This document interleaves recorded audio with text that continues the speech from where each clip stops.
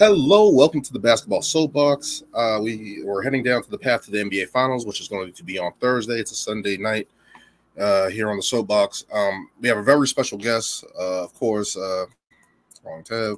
A very special guest with us, Emmanuel Vincent of the Mr. Vincent Podcast. You can find that on Spotify, anywhere you're listening to podcasts, music, whatever the case may be. He covers basketball, wrestling, just like me. Big fans of the sports. Thank you for joining me, man. Thank you for joining. Yeah, no doubt, man. I mean, you came on my podcast, a bunch of times. So I'm average in the favor, and I've been asking for a while, but I finally got the invite. Yeah, I know. So this is not just him trying to get on for like just now, because it's the NBA Finals. He's been trying to get on for a little bit, but I've just been busy with my schedule and stuff like that, especially when it's around basketball, to have people on. But we finally got it done. We have a space in the scheduling that works out perfectly, man. So, of course, thank you for taking time to join me. But it's NBA Finals, man. It's the crescendo of basketball, the WrestleMania of basketball, basically, the NBA Finals.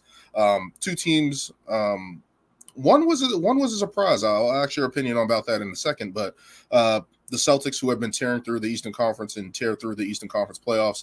The Mavericks, who people saw as had an outside chance of getting to the finals, man. What do you think about this matchup? What do you think about these guys getting to the finals? I'm really excited for this matchup. I see some people that I think Stephen A. is saying it's like the most excited finals possibly in the last 10 years. I wouldn't go that far. I think that 2016 Warriors and Cavs was amazing. Yes. So I would say outside of that, yes, I would say probably the most exciting finals. You got two dynamic duos, good supporting cast to go along with those duos, all NBA performers, all-stars, superstars. It's going to be a great matchup. Yes, absolutely. I think it's a good matchup too, especially where the Celtics have been kind of knocking on the door the past couple of years. To see the ascent of Luka Doncic, right? Like everybody was ready to say Devin Booker, Anthony Edwards, still pulling on Kawhi Leonard and Paul George. The Joker, who's recent champion, of course, he's going to be in the conversation. But it's Luka Doncic beating OKC, beating the Clippers, and putting away the Timberwolves. What do you think about Luka Doncic so far throughout the playoffs, especially with this Dallas Mavericks team overall, actually, because they were kind of seen as an outside chance of getting to the finals. People were picking the Suns still. People were picking Minnesota. People were picking the Clippers. People were picking Denver, of course. But the outside chance was kind of Dallas as a sleeper pick. What do you think about their run to the NBA Finals and getting here? In hindsight, it's not really surprising considering that the dynamic duo they have. I know Stan Van Gundy was getting a lot of flack in recent weeks saying that he's going to engage in a little hyperbole, saying that that's the best offensive backcourt in league history.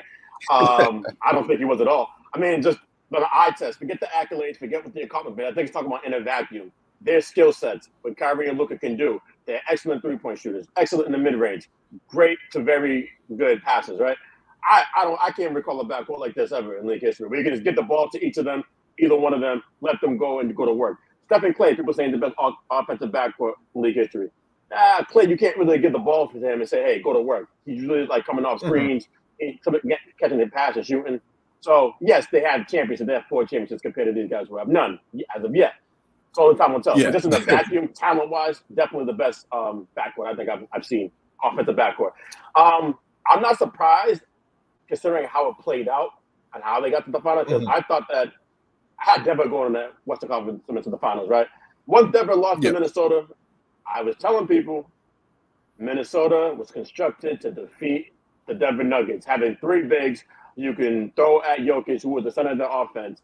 They're not necessarily constructed to beat the Dallas Mavericks, who play from the outside in as opposed to the inside out, and 2 dynamic guards who aren't really phased by a lot of defenses. I mean, the Wolves are one of the best defensive team in the league this year. They really didn't have the flexibility to guard Luka like OKC did with Lou Dort. So I picked the Mavs at 6 to win that series. So I'm not really shocked at how it played out. I'm a little shocked at how they gave up in the end. Essentially, the Wolves. It felt like they were just happy that they didn't get swept.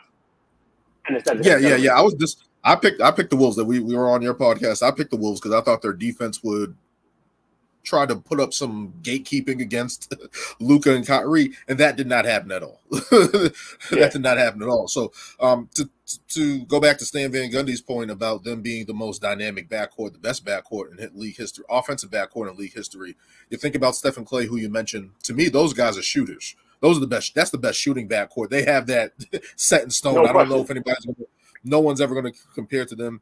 Recent memory, you think about Chris Paul, James Harden, very dynamic, but not to this level.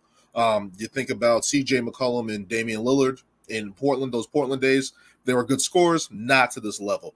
The only other people that you could think of is really Zeke and Joe Dumars, but not to this level offensively. Though both those guys can get 20, both those guys can get hot, but they were not this dynamic in terms of just basically manipulating the game, being able to finish at the hoop. So those are the only two guys. That's the only other backcourt that I have in the conversation with these guys. Of course, all those other guys won championships: Stephen Clay, Zeke, and Joe.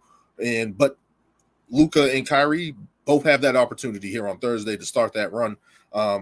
But yeah, man, the Dallas Mavericks, I was surprised because we talked about it on your podcast. I thought Minnesota's bigs played better. I thought that we saw it turning with Cat a little bit, even though he still had to prove himself. But to turn around and have the series that he had against Dallas, that Dallas played good defense. And that's something that Dallas has been doing over the course of this playoffs. Their defense has been picking up, especially even some surprise performances by Luka Doncic, of course. We want to give him some credit. Of course, it's in the team concept, but you couldn't have gotten that out of him a couple years ago. So for him to buy in, for Kyrie Irving to buy him with all the baggage that he has and all the controversy that he has had over the past couple years with the vaccine, the whole axing out for trades for multiple teams, kind of on that path of James Harden, of course, of trying to get out of situations, but he's found a home in Dallas. They believed in him, and I think that's the most important thing, which we're probably going to talk about at some point, that they believed in him and took a chance on him, and he's returned the favor 10 times fold. But let's get into both of these teams' path to the finals. Of course, people were talking about the Celtics cakewalk to the NBA Finals, and as a Boston Celtics fan, I hated it because I was like, okay. Oh, you hated it? No, I hated the narrative of people saying that it was a cakewalk. Oh, okay. I'm like, well, people were saying that Boston was going to get through the East anyway. So for them to have this now and then people finding ways to nitpick at stuff, I'm like, okay. My only concern, of course, I saw it in the Pacers series, was I felt like a team competed with them offensively enough to get their offense ready for the NBA Finals. That's what I thought that was. I thought this was all just not a scrimmage, but basically practice to get to the NBA Finals and get their offense in order. As for the Dallas Mavericks, of course, we know they beat the Clippers in 6. Of course, they had James Harden. Without Kawhi for like half of that series. And that was a disappointment because when Kawhi's playing, he looks good, and then all of a sudden, he's out. So we had that series with Dallas, the Thunder. I can't remember if I picked the Thunder. But overall, OKC, just their offense isn't there yet. So they bowed out gracefully. And then we got the Minnesota series, which was a complete surprise to me. The games were close at certain points, but then you will see Luka Doncic take over. You saw Kyrie take over. But what do you think about these two teams' path to the finals? The Celtics destroying the Eastern Conference and the Mavericks getting past all the other Western favorites. We'll talk for the Celtics, right? It was a cakewalk, but at the same time, you play who you play. It's not their fault that some guys weren't available at all. The top stars weren't available, or some guys just got hurt midway through the series. They lost KP in the first round. Hasn't been back yet. Now we'll see if he comes back into the finals and what's all signs of pointing to him being available, how effective he's going to be. But you play who you play. I mean, they were the best team in the league from beginning to end, had the best record in the East. They got home court. They did what they were supposed to do in the season. You can't blame them. It is what it is. I mean, I think I saw Bill Simmons minute. Well, I probably should say that because it's Bill Simmons and he's a homer. But he made the point up LeBron had a cakewalk in the East virtually from 2011 to like 2018. There was no competition for him in the East. I'm pretty sure with LeBron, he didn't play. Outside of Derrick Rose, he didn't play a first-team All-NBA player in his run to the finals from that span. I'm pretty sure outside of that, no. Up again. No. Yeah. So I think Jordan's third team 1 year, but no. Mm-hmm. Yeah. So I mean, you play who you play. It is now. If you're a Celtics fan, you could be concerned, saying, "Hey, now we're gonna have to ramp it up a few levels now because we finally have real competition. It's the finals." But these guys are professionals. Yeah. I think that they're going to be ready, especially JB and JT, who's been there before. Especially Tatum, who wants to rewrite all the wrongs that happened 2 years ago in the finals, and so I think they'll be ready. Yes. As for the Mavs, again, I thought it was a great run, great moves at the trade deadline with Gafford and Washington to go along with Lively. I was shocked to see how effective that duo was of Lively and Gafford, those two athletic bigs who looked like they're jumping on pogo sticks out there and just catching these crazy alleys and the defense that they're bringing to the game. I didn't see that happening. I do think I'm not sure if they're the best team in the West. I just think that they were fortunate to avoid Denver because I see a world where Denver would have beat them because Denver has somebody who would want to guard Luka and Aaron Gordon, right? Like the Thunder did in Lou Dort. And then you have Joker. I don't think Joker would have been as bothered. Also KCP for Kyrie. Exactly. So I think that they avoided a matchup that probably wouldn't go in their favor. But, hey, you play who you play. And Luka's not 100%. Banged up, bad knees, bad ankle. He's hitting game winners. He's hitting game winners. Crazy. He wasn't that fast to begin. He wasn't that fast to begin with. So I don't know where to take on the hurt part. But no, kudos to the Dallas Mavericks, man. Kudos to Jason Kidd, who I also want to talk about later on. But kudos to the Dallas Mavericks. They put all their eggs in the Kyrie Irving basket. They tanked last year to get Lively in the draft. It worked. They made some smart moves, flipping Grant Williams for P.J. Washington, getting Daniel Gafford in. It worked. These are the moves that teams need to make in order to, one, make sure their superstars happy, because there was rumblings about Luka being unsettled and those rumors and stuff like that for the past couple years, even when they got Kyrie last year.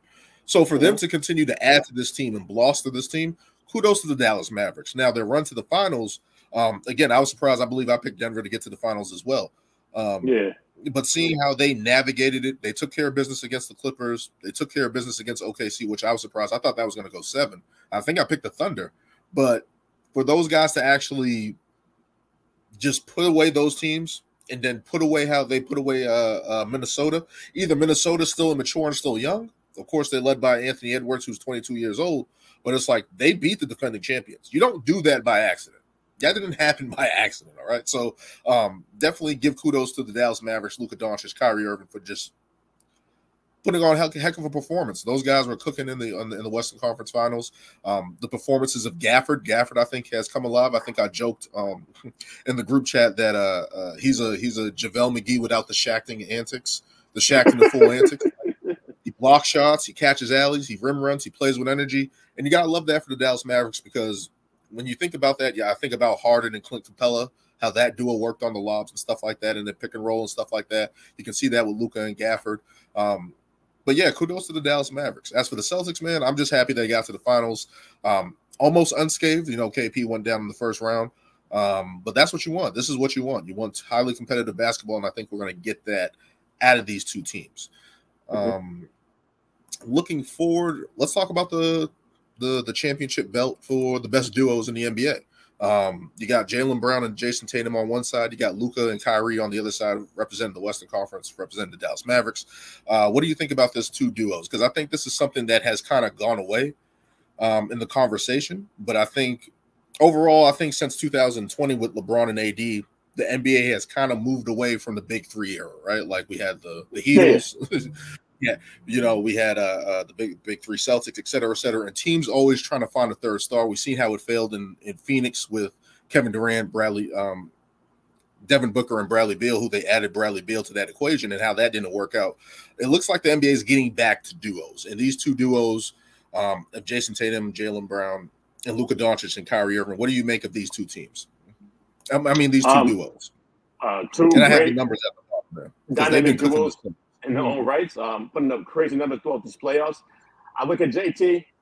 I do think the better duo is Luka and Kyrie, even if they don't win the championship, because I do think Boston has a deeper team overall, and they have more cohesion. Been together longer. Jason Tatum and Jaylen Brown have been together longer. But this just reminds me a lot of I've been saying that this is the best Kyrie's looked since playing with LeBron, and that's 16 to 18, 17 stretch. So, and very reminiscent how they just have a great feel for each other and when to know when to let them. Like you saw in Game 5 in the Clippers game, Luka went for 20 in the first quarter. All right, cool, Kyrie, it's your turn. 15 in the second quarter. It was seamless. They didn't miss a beat. So it's weird because it's going to be a great match. You think more, but everyone. Yeah, but everybody's first thing about this duo teaming up was how there's only one basketball. That's the thing with all these scores now. There's only one basketball. How they're going to share the basketball. Kyrie needs the basketball. Luka needs the basketball. But they have been able to find a blend where they play off each other. They know how to use the team around them really well. Luka, of course, has eyes in the back of his head. He always knows where Kyrie is going to be. But they have been able to blend. What do you think about that? Because usually when people say, hey, there's only one ball, how is this going to work? These two guys figured it out. What do you think about that? Well, I think it shows a lot of maturity on Kyrie's part, being like the elder statesman in the relationship, being in the league. For how many years has Kyrie now in the league? 11, 12, maybe? 12 he was in the 12 draft, so it's like this is like his 12th season. Because this is Luka's 6th season, so yeah, probably the 12th season. Yeah. Okay, so I think that plays a role too. And two, he's been there before. He knows this is going to be his 4th finals appearance. He's been there before. He knows what it takes to win. I think this is more. I really think that this is a better situation. That he feels it's a better situation than playing with LeBron. Not because of LeBron, but due to the fact that hey, when you win, LeBron gets all the praise by the media and everybody. But when you lose, it's always a supporting cast. Like it was the supporting cast. What did they do? Or what didn't they do? Why didn't LeBron win the championship? Whereas if they lose the championship this season, the Celtics, you're not gonna hear that. The Mavs lost. Yeah, no. It's gonna be the Mavs and Luka and Kyrie came up short. It's not gonna be hey, Luka's teammates let him down. You know what I'm saying? The media's not gonna try to. And a lot of people didn't have Dallas here. So that's another aspect of it. And they're playing with house money. And kudos to Jason Kidd, because I think that Kyrie has a lot of respect for Jason Kidd, him being a point guard, playing for the Nets, which is Kyrie's team, because Kyrie's from Jersey. So I think that goes a long way too. Him being able to balance those two different personalities and how they're able to coexist on the court. And that's not easy. We're gonna talk about Jason Kidd in a minute, but that isn't easy to like where Kyrie has came out and had all this baggage somewhere else. Coming to your franchise, of course, Dallas embraced him, and I think that was the first good step for Dallas to actually pinpoint, find a star who was disgruntled, and that's what all these teams are trying to do, find a disgruntled star and bring him in. It worked with Kyrie. Even last year where there were some issues, injuries and stuff like that, and they really didn't play together, so there was no real scope of those two together as a tandem. Coming into this season, they have a full off season together to get ready, and it kind of just built throughout the regular season. But as these two duos go, looking at Kyrie Irving and Luka Doncic, as dynamic as they come, they all can create, score at the basket, get to the line, especially shoot with efficiency, and they can get hot. These are two of the streakiest scorers, not in terms of like J.R. Smith streaky. Like if they get hot, it's going to be a long time. For the opposition. Yeah, it's going to be a long time before they cool down. It's not, at some point, it doesn't matter what you do. We've seen Kyrie put on crazy performances this playoff, scoring multiple 30-point games. Luka Doncic, I think he's leading the playoffs in points. I believe I saw you post points, that. Rebounds, and so the stat is he's the first player ever in history, Luka, entering the finals to lead the playoffs in points, rebounds, and assists. That's crazy. I'm kind of shocked LeBron's never did that. Well, actually, you know what? I think LeBron. I'm going to guess LeBron's done at least points and rebounds and assists. Maybe not points, but I think he's probably done rebound and assist before entering the finals. Yeah. But it's just like that's how dynamic this tandem is for Dallas. Now look at Jaylen Brown and Jason Tatum. They're more, even though both of these duos are ISO-centric, they both can ISO. Jason Tatum and Jaylen Brown are a little bit more not as creative as Luka Doncic and Kyrie Irving, but they have a two-way personality where they can lock down on the defensive end. And there's a little difference, right? Because the Luka Doncic Kyrie Irving pairing is putting pressure on you offensively, whereas Jaylen Brown and Jason Tatum, they can get downhill and finish at the basket, what we've seen. But I think the defensive edge on that side of the ball, where they can actually get some stops on the other end, pays dividends. So we're having a style of fights here, right? And especially when you look at these two teams as well, and especially looking at styles make series, styles make fights, et cetera, et cetera. The shooting of Boston, which is going to come into play in this series, versus the ISO creation of Dallas between Luka Doncic and Kyrie Irving. What do you think about that matchup? Because Boston, one of the best shooting, I believe they're second in shooting in the league, second in offense, and versus Dallas, who really rely on Kyrie and Luka to create everything. What do you think about those two dynamics of both these teams? Yeah, like you said, like this is going to be a good like styles make fights type scenario here, where Boston took the most threes, made the most threes this season. This Mavs team, as the season progressed and in these playoffs, has been really, really good at running off the shooters from the 3-point line and contesting at the 3-point line. So I want to see how they're going to be able. But they haven't seen an offense like this, right? With everybody, when they play five out, everybody can shoot. Luka was essentially chilling last series. You got a Jaden McDaniels. You can't really hide him on anything. Yes. So what are you going to put him on? I'm going to guess maybe Jrue Holiday to start off with on him. But Yeah, so it's tough. How it's gonna play out. Mm-hmm. It's tough because now they have two guys to hide, right? Like Kyrie and Luka. And I'm not going to say those guys are going to go down without a fight and just let everybody score. But those are the guys that you're going to attack if you're Boston. You're going to try to get Kyrie Irving. You're going to try to get Luka Doncic and pick and rolls. Try to stay away from PJ Washington, whatever the case may be. But it's definitely a different series for the Mavs. And I expect the shooting of Horford and KP to come into play because, again, Dallas hasn't faced a shooting team like this, as you said, in the playoffs. Especially that can stretch the floor, play 5 out, and change the dynamics of the court where it's even though you try to hide somebody, now they're just going to – Boston has been the kings of mismatches, hunting the mismatches all season. I believe Joe Mazzula even said at one point in the season that where that kind of stagnated their offense a little bit where they were kind of just relying on that too much. But in this series, that's what you're going to be trying to do. You're going to be trying to get guys out of place. You're going to be trying to have bigs on Derek White and Jrue Holiday and see what they can do. You're going to have Jrue Holiday posting up Kyrie, trying to get easy post points, which we've seen. So it's going to be definitely a different dynamic. But on the other side, Boston has usually been facing either one score, right? They had Tyler Hero in the first series. They had Bam Adebayo, et cetera. They had Donovan Mitchell go crazy in Cleveland before he bowed out. Andrew Nembhard, for some reason, for the Indiana Pacers, was a god against us. I don't know what it is with small, quick scoring guards. They just have a way of just manipulating Boston's defense. But definitely Boston has not faced a team with like Luka, who's as isocentric and who has that much creation with the ball in his hands, and also as Kyrie Irving, who's a great scorer. So it's definitely going to be a different look for Boston right now because they have to adjust to that. Of course, they have multiple defenders. They have Derek White, Jrue Holiday, Jaylen Brown, Jason Tatum, even Horford on those switches. To a certain degree. I don't know how Horford's going to do in this round with those switches if he gets out there, but you're thinking if KP comes back and can provide any rim protection and get some shooting on his side, that's going to pay dividends for Boston. But Boston, again, has not faced a duo like Kyrie Irving and Luka Doncic. Mm-hmm. Yeah, I mean, like, you're talking about KP coming back. Like, do you honestly believe he should be playing, that he's going to be effective in this series? Because I think that series rides essentially on KP's effectiveness. Now that has been I guess we can get into the X factors of the NBA Finals. The X factors of the NBA Finals, of course, is going to be a part of KP's health. Of course, you asking how he's going to be impactful. Now he hasn't played since the Miami series, which was nearly a month ago.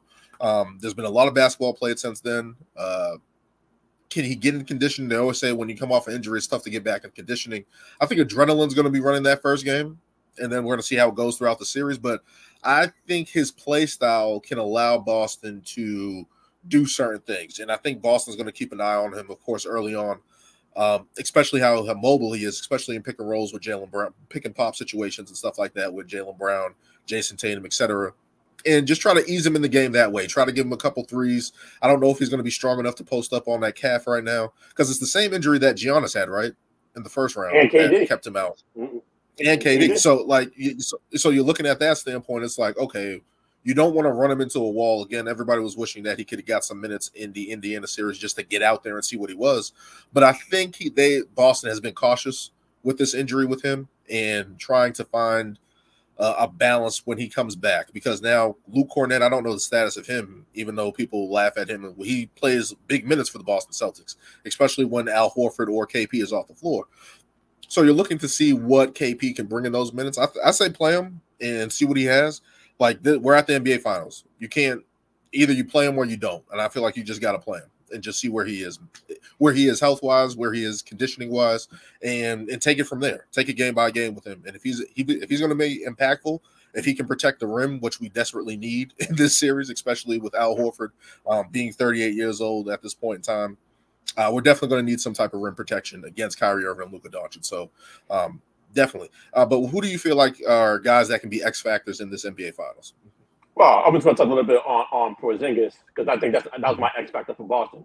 Like you said, like the guy, he like opens up the offense in a way that has never been opened up before for like virtually any NBA team. The fact that he can shoot from 28 feet, and the fact that he's an excellent rim defender, you're going to need that against these guys like Lively and Gafford.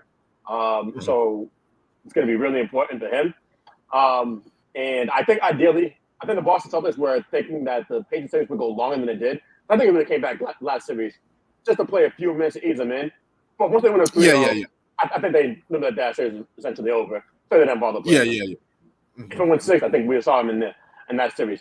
But for the Mavericks, I was gonna lean towards PJ Washington. He's gonna be crucial though too because he got to hit this 3 like he was doing against OKC because he was really off against the Wolves. Even though he hit some timely shots when they needed it, but I want to go with Derek Lively, man, and because I think that this series might be hard for Gafford to play in to cover that much ground out there.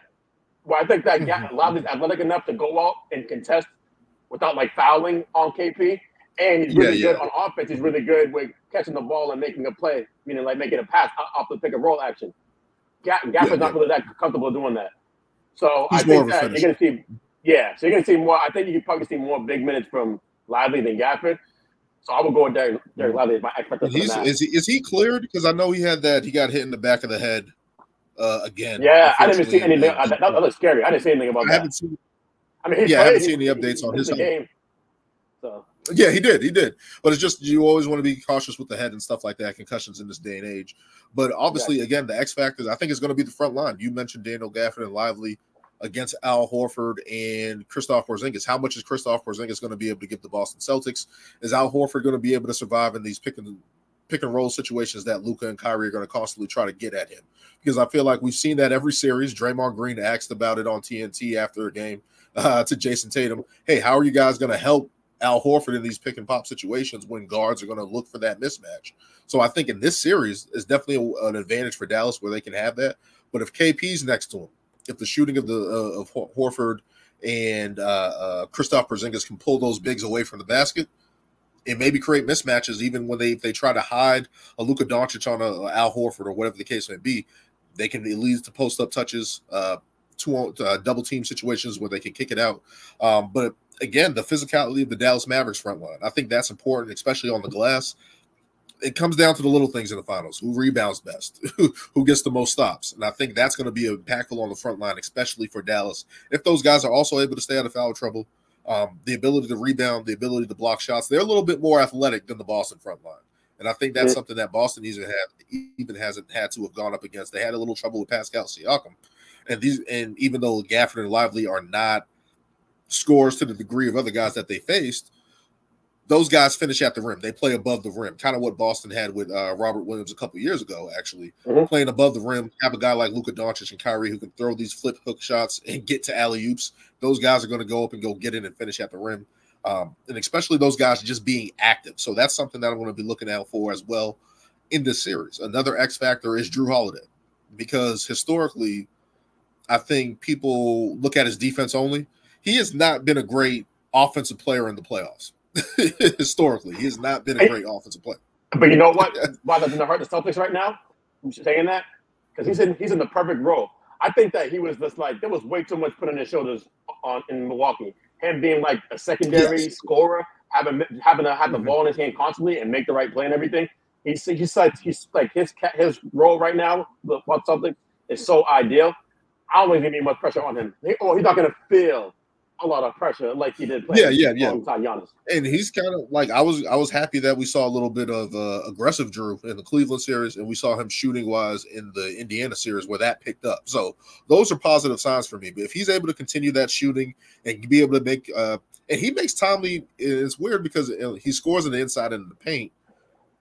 And it's like you don't think of him as that, but then it's like, oh, that's a good matchup. That's a good offensive set.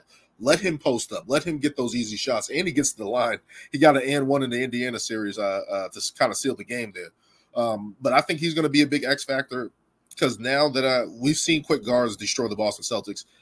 On those times, it was either pick and roll situations and Al Horford gets lost. I thought Derek White was getting picked on a little bit. How is he going to guard Kyrie Irving? Because that's going to be the matchup I'm looking at. I don't know if I will put Kyrie Irving. I mean, I don't know if I'll put Jrue Holiday on Luka Doncic as yet. I think in certain situations you can do that, but I think you got to get him on Kyrie and kind of isolate Kyrie and kind of get Kyrie out the game. You know what? Because I would think that they're going to go with essentially Jrue guarding Luka first and have Derek White on Kyrie. Because I thought they don't want to risk a chance of getting Jaylen Brown or Tatum in foul trouble with Luka being so crafty and being able to like debate the defense and to come in like these silly fouls. And he's strong, not as tall as Luka, but he's strong. He kind of like is a little similar to Lou Dort, not as tall though, but I think that they would start off with him on Luka. That's what I was leaning towards. And I kind of differ on that because I think Luka is going to be. I think you can throw multiple defenders at Luka, and I think that's going to be the best way to go at Luka. Maybe throw Brown on him at times, Tatum, throw Derek White, throw Holiday, throw different looks at him. I think even Al Horford, even though he hasn't been favorable in those pick and roll situations and stuff like that, he's a little bit more bigger, a little bit more savvy. Maybe he can kind of contest. He's not going to be Rudy Gobert playing Twister out there. He's going to try to hold his own out there. He might get blown by a couple of times, but he's going to try to hold his own. I think the key is to slow down Kyrie Irving in this series because Luka Doncic is going to get what he wants. I think he's going to get somehow to 20. He's going to get to somehow to 30 to plus 28 points per game. He's going to get his rebounds. He's going to get his assist.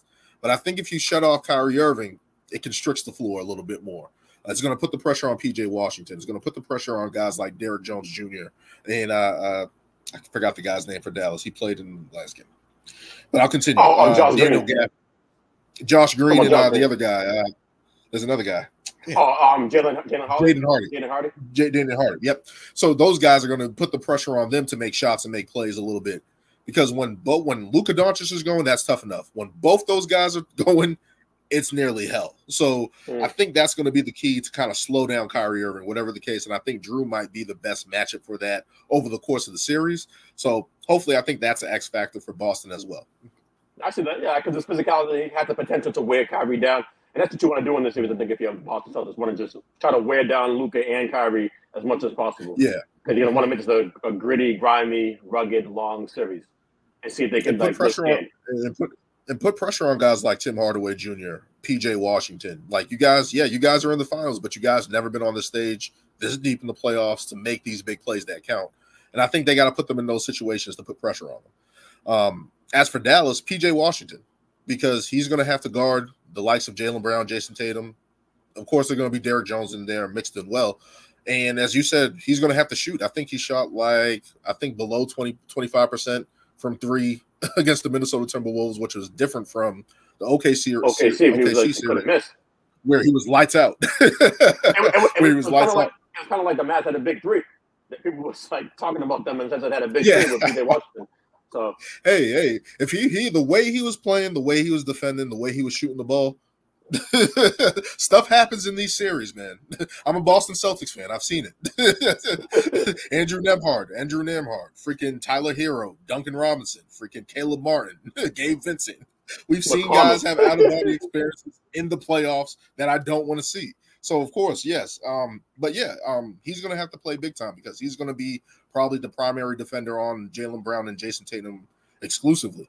And try to slow those guys down. And he didn't play. I think it was early in March where the Celtics played this iteration of the Mavericks where they made the trades and stuff like that. But P.J. Washington didn't play as much. Gaffer didn't play as much. They didn't have their rotation set. Usually when you have these matchups over the course of the season, it's like, okay, there's something that we can look at in some type of tape. Now, Jaylen Brown and Jason Tatum were able, I think they averaged 30 in those games against the Mavericks that are in that time. But it's like these teams are so different at this point in time. I don't think you can look at that as a comparison.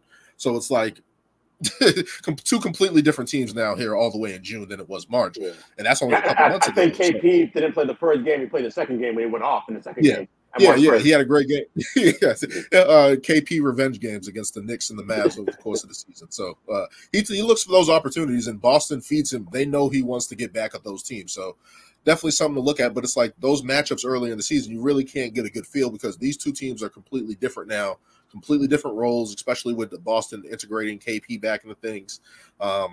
Peyton Pritchard, Sam Hauser, those guys are going to have to shoot well in this series. But you look at Dallas, the impact of Lively and Gafford on the front boards and stuff like that, and how different this team is with P.J. Washington, even Derrick Jones Jr., who has stepped up tremendously over the course. I think he's on a minimum deal as well. So it's like to get that type of value out of those guys is important for Dallas. Definitely going to be different. And a bunch of X factors heading into the series.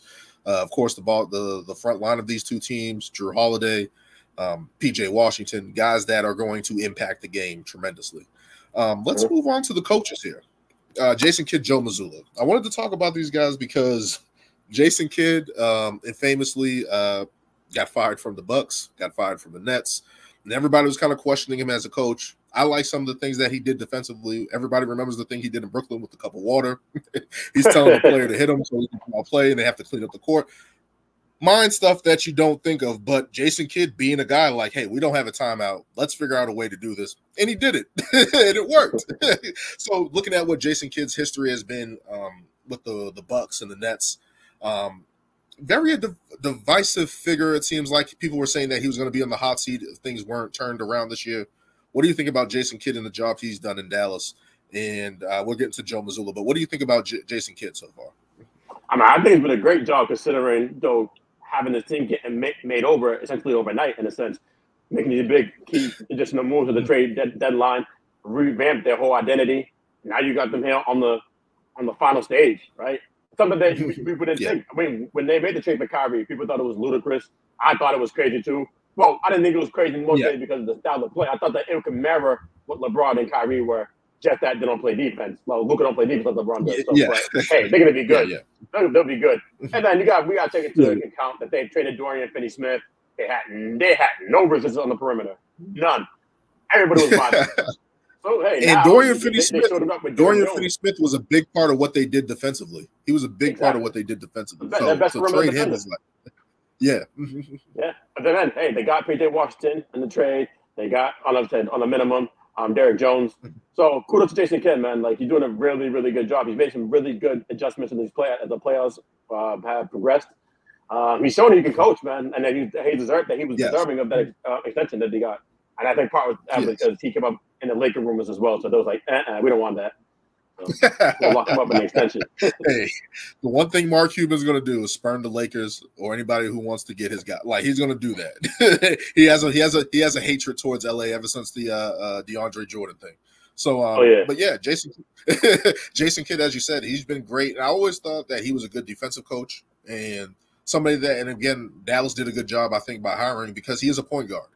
So him tapping into Luka in those certain aspects, saying, hey, get the better feel for your teammates in the game and stuff like that. And Luka was always a playmaker and stuff like that. But I think getting even him, Luka Doncic, Kyrie Irving to buy in defensively at times, to hold up defensively and fight. And you've seen that in this playoffs. You've seen it in the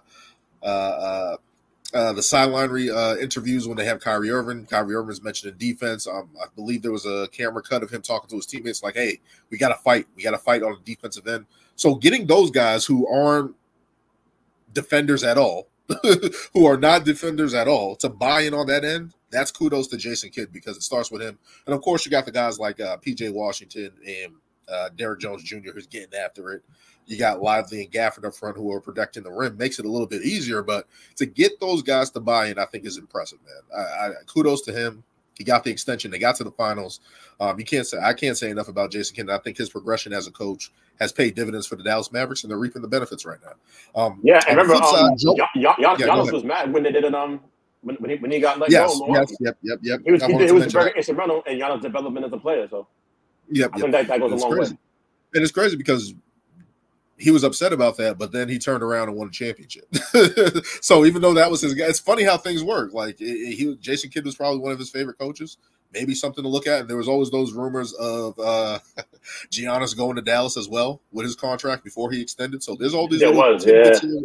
There's all these little tidbits here that are hanging out there. But let's get to the flip side of Joe Mazzula, hired 2 years ago, obviously after Ime Udoka was suspended and ultimately fired from the Boston Celtics. Came in like a fish out of water. Everyone had questions. Of course, they got to the Eastern Conference Finals, and everything fell flat on their face last year. He has another chance here again. He gets to the finals again. What do you think about Joe Mazzula persistence in this whole thing and getting back to the finals and, well, reaching his first finals? And just all the stuff that's thrown at Joe Mazzula, because I think the media has attacked him. People are flat out Perk. You got Perk on First Take, call him an idiot and all this stuff on NBA Today. People have been questioning Joe all season. What do you make of Joe's persistence throughout the season? I mean, Joe, like you said, like this wasn't like an easy job he literally like got it like overnight after a scandal broke with Ime Udoka, right? He just got thrust into that position. So I think he's really like learning a lot of things on the fly. What works, what doesn't work, what a lot of best work together. You know what I'm saying? Like how to get the most out of his players, how to like coach his players. Yeah, he was like on the coaching staff, but it's different when you're the head coach and you got to like, and him being young, relatively young, well, really young for a coach. And I'm sure he's the youngest coach in the league right now, right? Yep, and youngest coach since Bill Russell. Youngest coach since Bill Russell to get to the NBA Finals. Yep. Exactly. Yes, that's what it is, right? Yeah. So come on, man. Like it's kind of tough when him wanted to be an authoritative, him being an authoritative figure. People wanted to be like Ime, who's like really up in your face, real demonstrative. Not really his personality, apparently. You can't really ask somebody to be something that they're not. So, given that and everything, I think he's doing a relatively good job. Yeah, there's some times where he doesn't call timeout when he's supposed to on everything. He's like the game. He's been using them. Yeah, he's been using them this playoffs. It might not be perfect all the time, but he's been using them. So, definitely, I think that's what people were looking at because everybody. I still wanted Ime Udoka to be the coach. Like even after all that crap was happening and stuff. And I was like, we just got to the finals with this guy. This guy is underneath the Greg Popovich tree. He's been an assistant since, I think, 2007 or something like that. Stops in San Antonio, Brooklyn, Philly. Multiple stops. Has been around a long time. And Joe Mazzula kind of just like wet behind the ears coming in and being the coach. When that skin broke with Ime, I thought it was like a fake page, like a fake Woj page. It's like it was late at night when it broke. I remember like, I was like, oh, just playing around. Like, oh, this is real. Then you're here, you're like, oh, that's crazy. So I was like, damn. And then everything transpires after that. You had the hiccups last year, of course, when everybody was saying in the Philadelphia series, hey, to play Grant Williams. And that was the thing that gotten out. And then you had all these things about everyone being mad at Joe, basically, throwing him under the bus. But this year, Joe Mazzula interviews, press conferences, I think he's finally found his footing. Even going back at media, going back at for dumb questions, challenging his guys, believing in this philosophy because everyone was killing. Hey, the Celtics shoot too many threes. The Celtics shoot too many threes for their own liking. Is going to kill them, et cetera, et cetera. It's working. The Celtics were the second offensive team in the league, best shooting team in the league, and it has persisted where it has opened up the floor. And I think Porzingis has been a big proponent of that. You had 9 Boston players finish with 100 threes or more this season for the first time. Like that's unheard of. Like who shoots that many threes? So to get this kind of production out of these guys, and we're at a point where guys kind of know their roles, guys are kind of more respecting Joe. Joe's getting a little bit more comfortable in the role. Kudos to him, man. Because again, I don't know how many guys would have just been able to come in and just been like, hey, I'm a coach now. And been an assistant at other stops, not even in the NBA. These like he was on the college level being an assistant and stuff like that. Comes up here and now has the Celtics in the NBA Finals again since 2022. Recently, this team is pretty good, but it's not easy to coach guys that are egos and have all these persist. Like we've seen coaches come into situations and fail. Frank Vogel and with the Phoenix just now, like coming into that role where it's very dynamic and you have to manage all these egos and personalities. It's not easy. So for Joe Mazzula to stay around and stick around and get it done, kudos to him, man. Kudos to him. Yeah, man. Like dealing with personalities is multiple personalities. There's very like contrast and everything. It's hard to do. Yeah, and I think that he's got great support from Brad Stevens by putting up the proper coaching staff around him, people that can like be in his ear, give him some advice.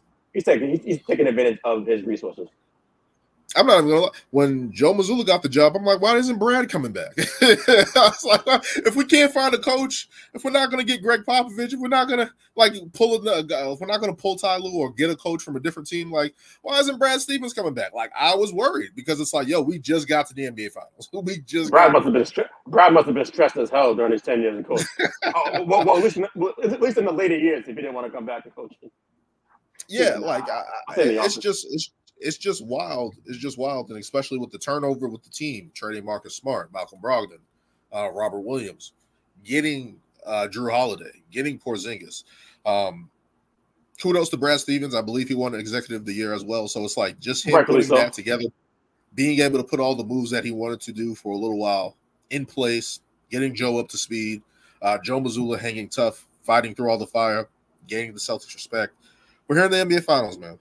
That's kudos to both these coaches who have had a little rough patch at certain stops and maybe along the way, but they're here. They're in the NBA Finals, man. So kudos to those guys. But let's get into NBA Finals predictions, man. Who do you have winning this matchup between the Celtics and Dallas Mavericks? All right, man. So like I see why people say are really excited for these finals.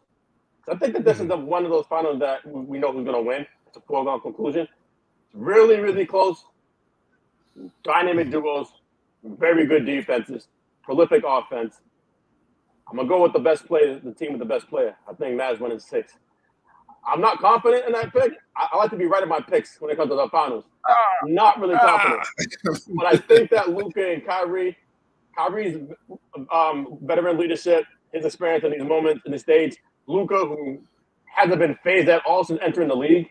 I mean, the guy who's made All NBA 5 years in a row. He's been in the league 6 seasons.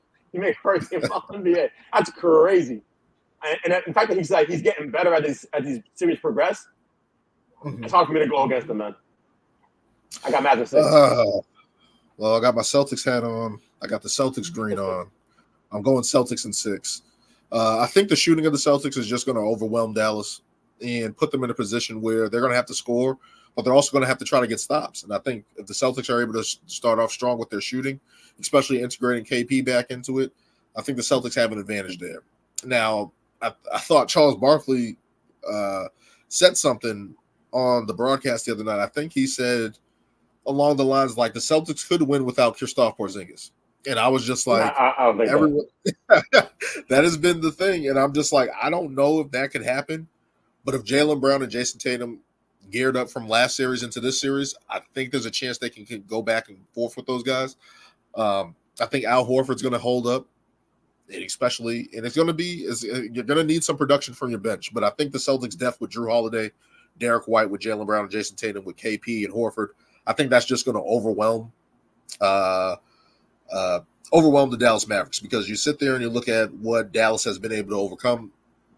They haven't been offensively this good in those series. Like Minnesota, when you think of Minnesota, outside of Naz Reid, Cat, and Anthony Edwards, offensively, you don't really think of them as an offensive powerhouse. You're thinking more of them for their defense. In the OKC series, SGA was really all it is. Chet Holmgren is going to be great. Jalen Williams is going to be great. But you saw their inexperience at that point in time. Exactly. You look at what they did in the first series, James Harden, Paul George. Historically, when it's on them, it's not the best outcome for their teams when it's just dependent on them. With Kawhi, it's a different story. But with those two, I don't know. Especially with James Harden, we're all not fans. We're not all supporters of his playoff career. One of the best regular season players ever, but playoffs, no, it gets murky. But looking at it from that standpoint, and then I'm looking at the experience of the Boston Celtics, they've gotten to the finals. Like Jason Tatum, Jaylen Brown, their best players have gotten to the finals. Joe Mazzula, even though he wasn't the head coach, he was on that staff. So there is experience there. You got Sam Cassell there as well, who has gotten to the finals. You got Jrue Holiday, who won an NBA championship, who's gotten to the finals, won an NBA championship, was a vital pole in that. I just believe that little tidbits of an experience in Boston getting there a couple years ago and it being in this favorable position to get there, I think even without Kristaps Porzingis, I know it sounds blasphemous, I think they can win it. I believe they can win it without Kristaps. With Kristaps Porzingis, I think it's a lock. I think the Celtics win in 6. I just think that experience, that hunger that they have, even Kristaps Porzingis, because now this even adds a little bit more. He's facing his old team, which outcasted him to Washington, made him look like a bad guy. Him and Luka didn't get along. Mark Cuban kind of just wrote him off as well. So looking at it from that standpoint and the hunger that JT and Jaylen Brown have, I think the Celtics finish it in 6, and I think it's going to be an impressive series. I think it's going to be a great series, highly entertaining, and I can't wait. It happens on Thursday, man. I believe at 8. Hopefully, no, I think it starts at 9. I think they started at 9. I think 8:30. It's not 9. It's like 8:30. Please, NBA, if you're listening, do it at 8, please, so people can go to sleep, please. Thank you. The games are going to go. The games are going to go to 11. I got my iPad right here. I'll let you know the score of the game right now. I'm about to let you know what time the game is at. But if I got to be honest, those late games, those Western Conference games coming on. Okay, good. Okay, that's fine. But those late Western Conference games coming on at 10. Yeah. I think ever since last season, they moved the finals up an hour early because a lot of people have been complaining about these finals late. Especially on the East Coast, not at 9:30. It's like, come on, yo. Like, this is crazy. No, like that was tough during the NBA playoffs, those Western Conference stretches. I'm like, yo, it's getting like 12, 1 o'clock, and I'm trying to stay up. And the games are good. I'm not saying the games are bad or anything like that, but as NBA fans, we all need sleep. We all need sleep. But the NBA Finals happening on Thursday, man. Of course, plug your podcast, man, again, before we get out of here. Yeah, so the Mr. Vincent Podcast, you can find it wherever you listen to your favorite pods at. I'm on YouTube as well, too, with the podcast. So, yeah, I'll have my episode out probably in a few days. We'll see. Mm-hmm. Yep. Please, everyone, check that out. He does great stuff. He's covering basketball, wrestling, football season's coming up. He's going to be getting into that as well. So please check that out, the Mr. Podcast. It's on YouTube. Check it out. Check it out on Spotify as well. But that will do it for this episode of the Basketball Soapbox. Thank you, guys. Thank you for joining me. Thank you, everyone, for watching, listening, etc. And the NBA Finals are here, and we'll see what happens with it, man. Thank you for joining me, man. Yes, sir, man. Take care. All right, man.